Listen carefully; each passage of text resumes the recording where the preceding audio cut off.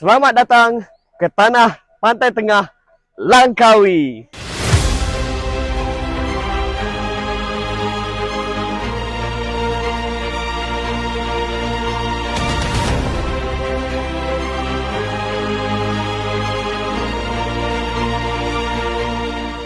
Sekarang ni aku nak tunjuk kat korang, dekat Langkawi ada satu tanah dekat Pantai Tengah.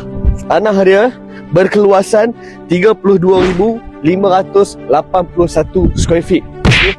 Start daripada depan tadi sampai ke belakang sana. Owner dah clear tanah ni, memang nampak lapang. Lepas tu tanah ni cukup-cukup sesuai kalau korang nak buat villa with private pool. Lepas tu korang nak buat chalet dekat sini pun boleh.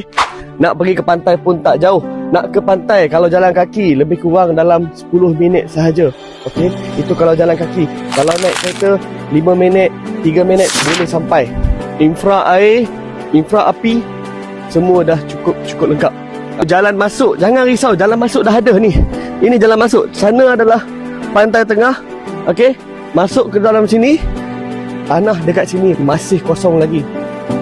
Keliling semua dah ada pembangunan. Untuk tanah di Pantai Tengah ni, harga jualan dibuka 1.8 juta sahaja, bersamaan dengan RM55 per square feet. Kalau terlepas, memang susah lagi nak dapat dah dengan harga macam tu.